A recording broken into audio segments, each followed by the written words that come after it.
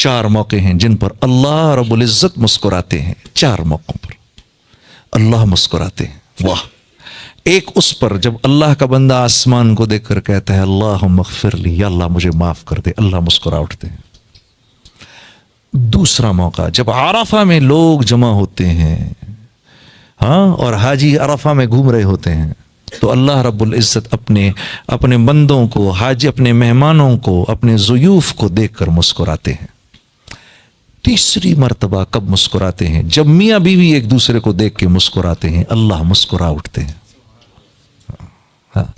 چوتھی مرتبہ جب بیوی شوہر کے چہرے پر چھینٹا مارے اور شوہر بیوی کے چہرے پر چھینٹا مار کر اس کو تہجد کے لیے اٹھائے، بوتل نہیں اونڈیلنی، ہاں، چھینٹا مارنا ہے، ہاں، چھینٹا مار کے اٹھائے، اس پر اللہ مسکرا اٹھتے ہیں.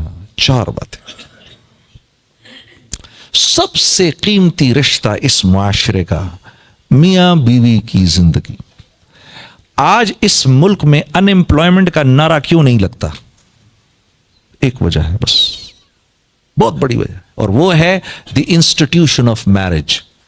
اس وجہ سے اس ملک میں ان امپلائمنٹ کا نعرہ نہیں لگتا. اس ملک میں ہر وقت روتے رہتے ہیں. رزق کی تنگی، الشیطان یعدکم الفقر، شیطان کا سب سے بڑا ہتھیار کیا ہے؟ تو کھائے گا کہاں سے؟ سب سے بڑا ہتھیار یعدکم الفقر.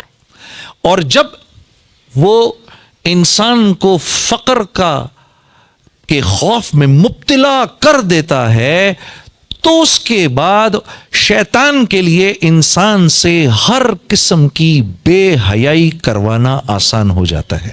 قرآن کہہ رہا ہے. تو وہاں کیا ہے؟ سب سے پہلے ان کو، بچوں کو گھر سے باہر نکال دیتے ہیں. میاں بیوی کا تعلق اس بنیاد پہ ہے کہ تو بھی کام کر رہی ہے، میں بھی کام کر رہا ہوں، اس بنیاد پر تب ہم بلز پے کریں گے. اگر تو نے مجھے چھوڑا، اگر تو نوکری سے گیا تو بھائی سامان اٹھا کے گھر سے بھی نکل جانا، رشتہ ختم. تو رشتے کی بنیاد کیا ہے؟ پیسہ. پیسہ رشتے کی بنیاد ہے. جب تک دونوں نوکری پہ چل رہے ہیں، کیوں؟ ہر چیز تو سود سے خریدی ہوئی ہے، ہر چیز پر سود دے رہے ہیں، بال سود میں اٹکا ہوا ہے، ایک چیز سود پر ہے، ایک چیز سود پر ہے. یہاں کیوں بچے ہوئے ہیں ہم؟ یہاں اس لیے بچے ہوئے ہیں کہ میاں بیوی ساتھ ہیں، معاشرہ، اللہ، رسول، سب کی بنیاد پر بیوی، عورت مرد کو برداشت کر رہی، مرد بیوی کو برداشت کر رہا، بچے ہیں، بچوں کی وجہ سے ساتھ ہیں، اور وجوہات کی وجہ سے، خاندان کی وجہ سے ساتھ ہیں، ساتھ چل رہے ہیں. اب جب بچے بڑے بھی ہو جاتے ہیں تو باپ کی دل سے یہ خواہش ہوتی ہے کہ مجھے چھوڑ کے نہ جائے، میرے ساتھ ہی رہے، جو جگہ گھر میں تھوڑی بہت جگہ ہے اس میں رہے، میرے ساتھ ہی رہے. چلو بھائی ابھی کام نہیں کر رہا، کر لے گا، 6 مہینے بعد مل جائے گی نوکری، چھوڑ کے نہ جائے مجھے. تو خاندان انٹیکٹ ہے. والد کی عمر بڑی ہو گئی، والدین کی عمر بڑی ہو گئی، اب بچے کی خواہش ہے میرے باپ نے میرے لیے اتنا کیا، میری ماں نے میرے لیے اتنا کیا، میرے دل کی خواہش ہے میں کچھ کر لوں ان کے لیے. اس لیول کا تو نہیں ہو سکتا جس لیول کا والدین نے کیا، وہ تو نہیں ہو سکتا. ہاں، ایک آدمی نے جا کے اللہ کے نبی سے عرض کی، یا رسول اللہ، جیسے میری ماں مجھ کو نہلاتی تھی، آج میں بھی اپنی ماں کو نہلا رہا ہوں، کیا میں نے وہ حق ادا کر دیا؟ کیا جواب دیا میرے نبی صلی اللہ علیہ وسلم نے؟ آپ نے فرمایا، ہائے ہائے، جب وہ تجھ کو نہلاتی تھی نا تو تیری زندگی کی دعائیں کرتی تھی، آج تو اس کو نہلا رہا ہے تو اس کے مرنے کی تمنا کر رہا ہے، تو نے کہاں سے اس کی برابری کر دی؟ ہاں میرے دوست، خوش قسمت ہیں وہ لوگ جن کے والدین ابھی تک زندہ ہیں، خوش قسمت ہیں وہ لوگ جن کے والدین زندہ ہیں. باپ کے اور بیٹے کے بیچ میں رشتہ انتہائی نازک رشتہ ہوتا ہے. اسی لیے جس بیٹے نے اپنے باپ کو راضی رکھا، ہاں، تو جو دعا باپ کے دل سے نکلتی ہے، زبان سے نہیں، باپ تو دیتا ہی رہتا ہے زبان سے دعا، ہاں، جو باپ کی جو دعا اس کے دل سے نکلتی ہے، اس کے اور اللہ کے بیچ میں ایک بھی حجاب نہیں ہوتا. جو دعا باپ اپنے بیٹے کے لیے کرتا ہے، ماں کے لیے تو کرتے ہی ہیں، بیٹے تو ماں کے ہو ہی جاتے ہیں. عجیب، میں حیران ہوتا ہوں کہ ماں کے بارے میں نہیں فرمائی یہ بات، باپ کے بارے میں فرمائی. ہاں ارے یار ڈیڈی آپ کو کیا پتا، بابا آپ کو کیا پتا، ارے ڈیڈی وہ دن گئے. اف یار اس باپ کو دیکھو تو صحیح، ذرا ایک مرتبہ دیکھتے رہو، اس کو دیکھتے رہو، یہ نہ ہوتا تو تو بھی نہ ہوتا. ہاں آج اس کو کہہ رہے ہو، آج اس کو کہہ رہے ہو یہ بات. عجیب. ہاں اللہ اس بول سے حفاظت فرمائے. ہاں میرے دوست، کوئی بول ایسا باپ کو نہ بولنا، کوئی بول ایسا ماں کو نہ بولنا. ماں تو چلو پھر دوستی ہو جاتی ہے، ہاں باپ کے سامنے نہیں بولنا.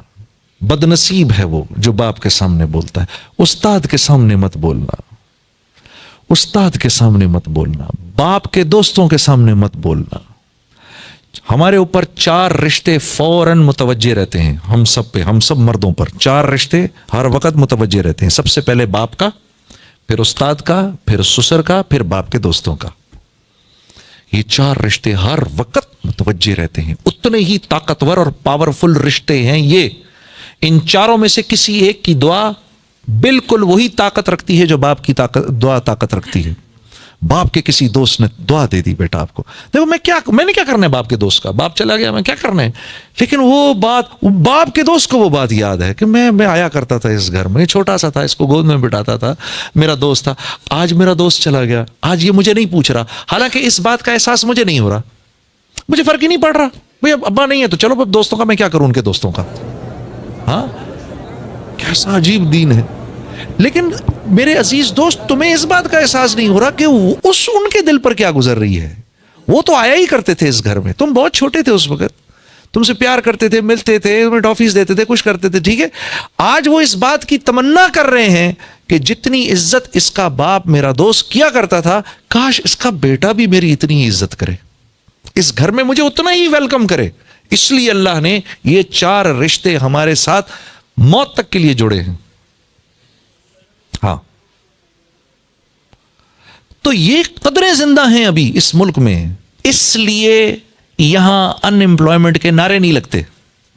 یہ قدریں زندہ ہیں، یہ باہر نہیں دیکھنے کو ملتی. آپ یقین کرو، جس وہاں بھاگنے کی آپ تمنا کرتے ہو، وہاں آدمی آپ کے منہ کے سامنے بیٹھ کر کھائے گا اور آپ سے نہیں پوچھے گا. کیسی عجیب بات ہے. یقین آ رہا ہے آپ کو اس بات کا کہ آپ بیٹھ کر کھائیں، آپ کے سامنے ایک دوست بیٹھا ہے، ساتھی بیٹھا ہے، اور آپ اس کو آفر بھی نہ کریں. وہاں تو یہ قدریں مر چکی ہیں. وہ سوسائٹی دوسری بنیادوں پر زندہ ہے، وہ بنیادیں دوسری ہیں ان کی، وہ اجتماعی بنیادیں ہیں جس بنیاد پر اللہ رب العزت کسی قوم کو خلافت عطا فرماتے ہیں. انہوں نے ان بنیادوں کو زندہ رکھا ہے، انہوں نے عدل کو زندہ رکھا ہے. وہاں عدل ہوتا ہے اس وجہ سے، اور عدل اللہ کا سب سے بڑا حکم ہے. عدل اللہ کا سب سے بڑا حکم ہے. عدل ہوتا ہے اس معاشرے میں بد معاملگی نہیں ہوتی، وہاں تاجر دوسرے تاجر کو دھوکہ نہیں دیتا، دھوکہ نہیں دیتے. وہ اس بات کو ماننے کو تیار نہیں ہوتے، وہ اس بات کو ماننے کو تیار نہیں ہوتے کہ ہماری وجہ سے کسی اور کا نقصان ہو جائے. یہ بات ان کے ہاں قابل قبول نہیں ہے. اس لیے میرے عزیز دوستو، جب آپ وہاں کچھ خریدنے جائیں گے تو اوپر یہاں بڑا بڑا لکھا ہوا ہوگا ریفنڈ. اگر آپ کو چیز پسند نہیں آئی کوئی بات نہیں، آپ آ کر واپس کر دیں، ہم آپ کو آپ کے پیسے واپس کر دیں گے. وہ اس بات کو پسند کرنے، وہ اس بات کو ماننے کو تیار نہیں، ان کا معاشرہ اس بات کو ماننے کو تیار نہیں کہ میری تجارت سے کسی کا نقصان ہو. میری تجارت سے لوگوں کو نفع ملنا چاہیے، میری تجارت سے لوگوں کو نفع ملنا چاہیے. اس لیے وہاں پر وہ سیلیں لگاتے ہیں. کوئی بات نہیں، آپ بھائی ابھی نہیں خرید سکے، گھبراؤ نہیں، 2 مہینے کے بعد اس کی ہم آدھی سے بھی کم کر دیں گے قیمت، تب آ جانا. یہ ان کی سوچ ہے. مجھے یاد ہے میں اور میرا ساتھی جب ہم کاروبار کرنے لگے، مفتی تقی عثمانی صاحب کے پاس گئے، حضرت ہم کاروبار کرنا چاہتے ہیں. اور آپ نے فرمایا 3 کام کر لو. نمبر 1، جو بھی کاروبار کرنا ہے، جیسے بھی کرنا ہے، اس کو لکھ لو. لکھ لو کہ کن کن چیزوں کے کرنے پہ، کون کون سی بنیادوں پہ یہ کاروبار ختم ہوگا، یہ پہلے لکھو. نمبر 1. نمبر 2، اس بات کا عزم کرو کہ ایک دوسرے کو دھوکہ نہیں دو گے. اس بات کا عزم کرو. نمبر 3، اس بات کی نیت کرو کہ اس کاروبار سے ہم نے مسلمانوں کو نفع پہنچانا ہے. یہ کہاں سے لاؤں میں؟ یہ بات تو میں نے کبھی سنی ہی نہیں. اچھا اگر سنی بھی تو مجھے یہ پتہ ہی نہیں کہ میں نے یہ کاروبار کیسے کرنا ہے کہ میں بھائی کو نفع دوں اس سے. میں تو کر ہی اس لیے رہا ہوں کہ ان کا مال اپنی جیب میں ڈالوں. میں تو یہ کام کر ہی اس لیے رہا ہوں. تو فرمایا یہ 3 کام اگر تم نے کر لیے تو تم دونوں کا تیسرا پارٹنر اللہ ہو جائے گا. مجھے آج بھی مفتی صاحب کی یہ بات یاد ہے. تمہارا تیسرا پارٹنر اللہ ہو جائے گا. ان تینوں چیزوں میں سے کسی ایک کو بھی چھوڑا، سب سے پہلے تمہیں تمہارا تیسرا پارٹنر چھوڑے گا. اللہ کی قسم، اللہ کی قسم، اگر اللہ کاروبار کر رہے ہونا تو اتنے مزے سے کاروبار ہوتا ہے کہ بتا نہیں سکتا. اور اگر خود بیٹھنا پڑ جائے تو یقین کرو چھٹی کا دودھ یاد آ جاتا ہے. اللہ کر رہے ہوں تو ہوتا رہتا ہے، ہوتا رہتا ہے، ہوتا رہتا ہے، ہوتا رہتا ہے. اور اللہ رب العزت